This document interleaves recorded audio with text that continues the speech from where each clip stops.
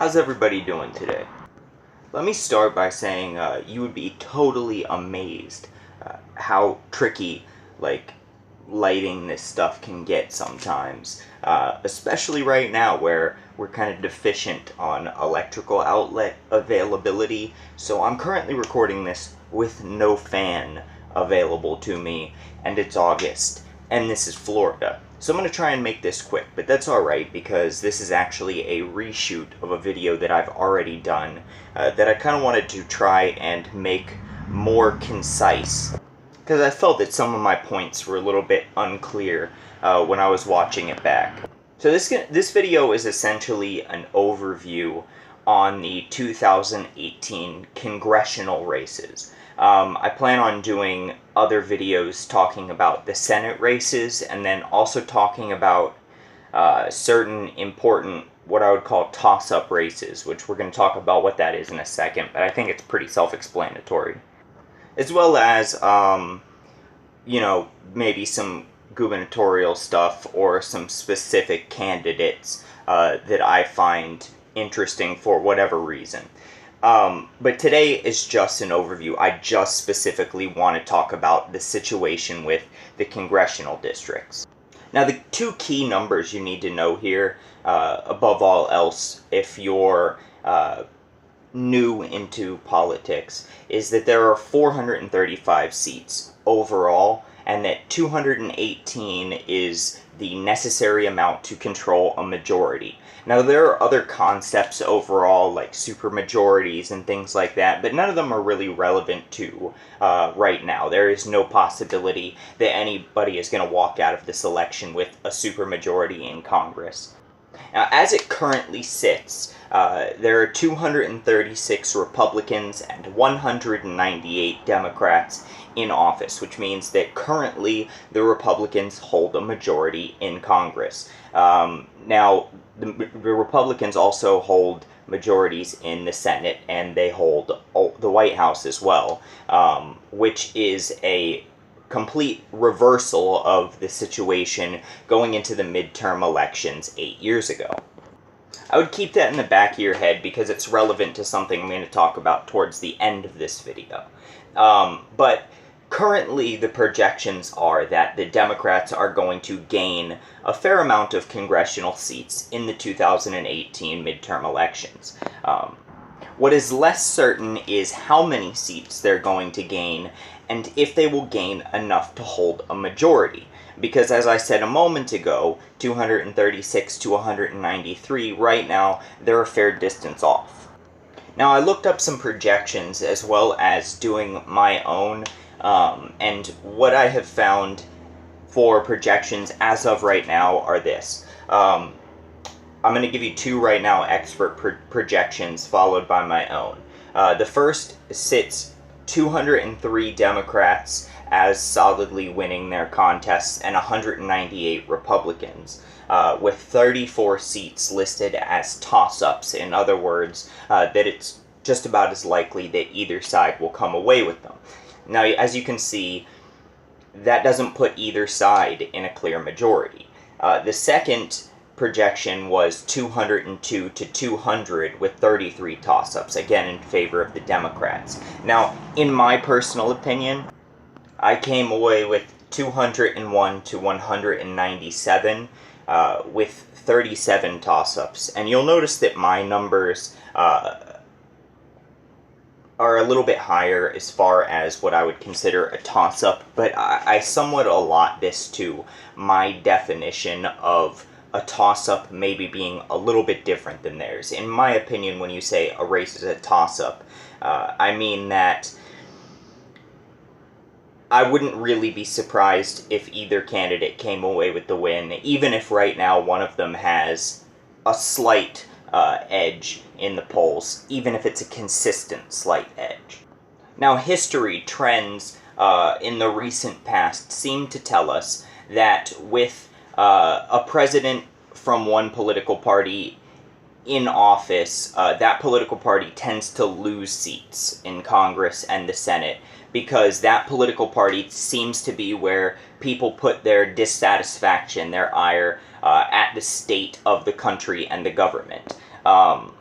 And if these trends or patterns follow suit, the Democrats will leave with a majority in Congress after this election. And I agree that that's probably the direction that we're going. I would put it between a 60 and 70% chance of the Democrats ending the 2018 midterm elections with a majority in Congress.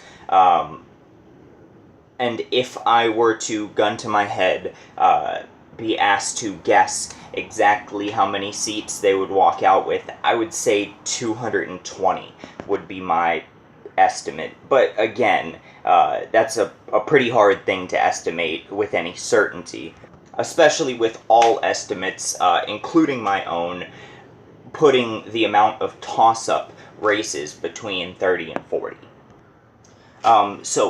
Again, I would say in all likelihood, the most likely outcome for this election is a very slight majority in favor of the Democrats after all the votes have been tabulated. But there is another possibility outside of either party controlling Congress that I kind of want to discuss. And that is the possibility that neither party comes away with a majority in Congress. Now, this is entirely possible because, unlike in presidential elections, it's not unheard of for independent or third-party candidates to be contenders in or even win congressional elections. And even in the current 115th Congress, there are a handful of independent or third-party congressmen. And it's entirely possible, as close as this is looking to 50-50, again, very close with a slight edge to the Democrats, that we might come out in a situation where neither Republicans nor Democrats hold 218 seats in Congress. And I think that right now that would be an interesting paradigm and may actually benefit us as the people.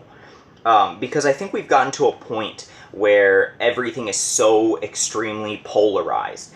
Every legislation passed is so far left or so far right, or excuse me, every legislation, brought to the table is so far left or so far right. And they're kind of more about proving points and getting over on the other guys than they are about helping the people, in my opinion. And that goes for both political parties. And I think that the creation of a paradigm wherein either major political party needs to seek out votes from independent or third-party congressmen to get anything passed through Congress would be beneficial to us, the people, because I think it would force more moderate, more rational, more beneficial bills to be put before Congress than the ones that we're getting right now. Not necessarily a change in agendas, but a change in the extreme, hardline ways that bills are worded and attempted to be pushed through. Now, in either situation, I think that the Republicans losing Congress, especially should they still hold the Senate, would actually benefit the president, would actually benefit Donald Trump. And here's why. As it currently stands, Republicans or conservatives have a pretty definitive advantage in the Senate, in Congress. Of course, they hold the White House, and there are also more quote-unquote conservative Supreme Court justices than liberal ones.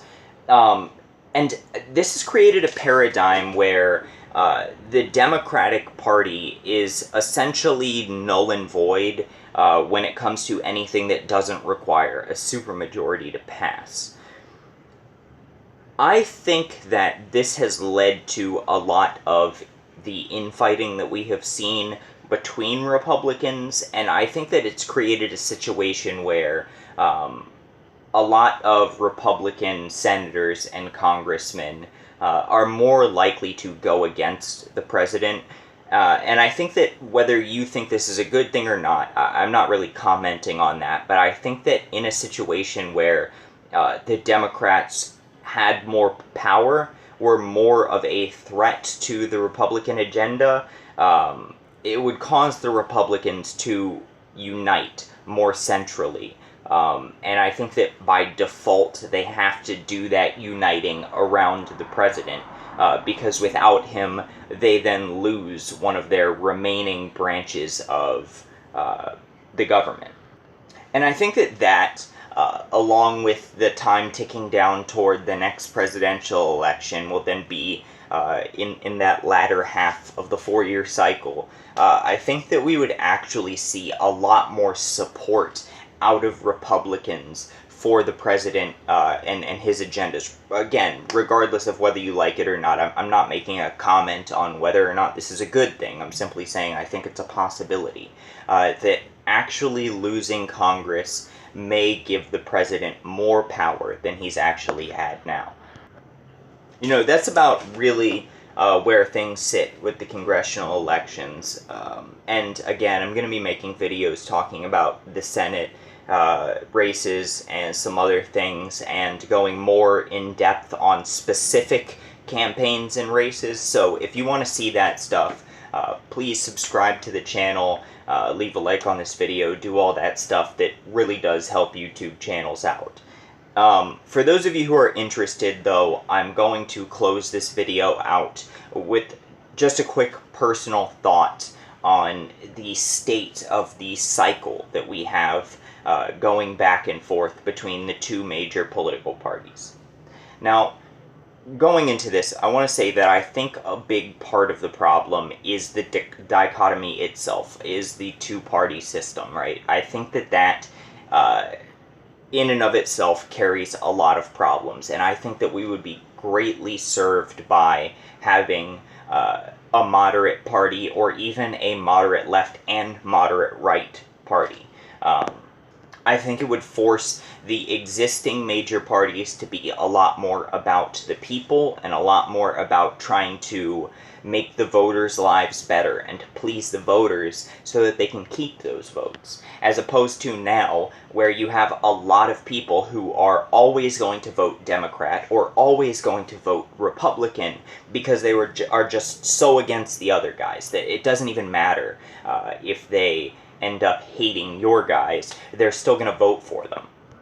And I do want to point out overall that I think that a lot of recent trends that I'm seeing when looking into past political elections and stuff over the last 20 years or so really speak out and really say that we are a people who are not satisfied with our government.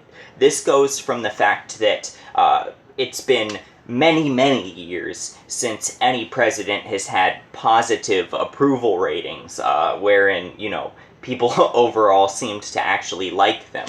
Obama had terrible approval ratings. Trump has had terrible approval ratings. Bush, for the most part, had terrible approval ratings.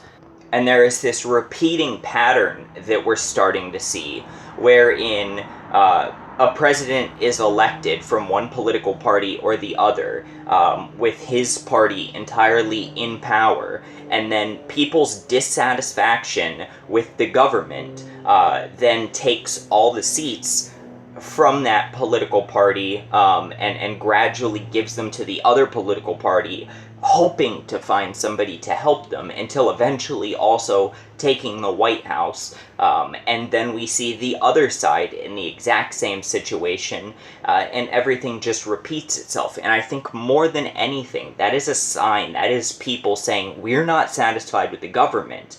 And unfortunately, we only have these two options. So, okay, the Republicans under Bush are not helping us. Let's go to the Democrats. And now the Democrats under Obama are not helping us. Let's go back to the Republicans. And now they don't seem to be satisfied with this either. And I think we're going to see a swing back to the Democrats. And I think that the political parties are looking at this when it's their time to swing up as the people saying, yeah, we like you, Democrats, or yeah, we like you, Republicans, you're the good guys, go you.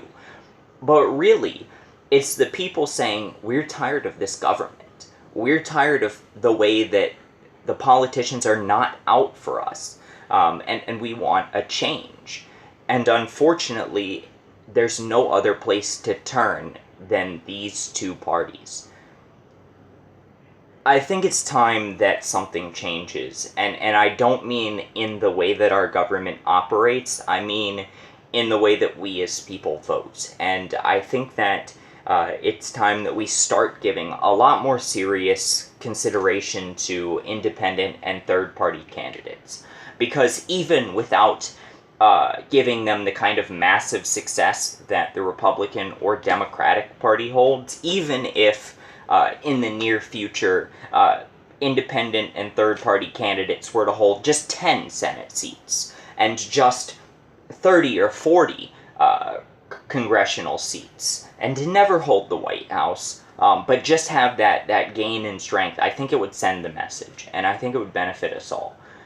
So, going forward, I would urge you as voters to don't just vote against the party that you don't like. Really start looking at the election and see if, hey, I hate the Democrats, but I'm not really happy with this Republican candidate either, or vice versa. Look and see if there's an independent candidate who really represents your voice. And if so, give that person your vote, because they do have a chance, and the more that they can start winning, the more that it benefits us, and the more that it benefits those two major parties, because they will then start to change to be more about trying to please the people, because they don't want to lose their power either.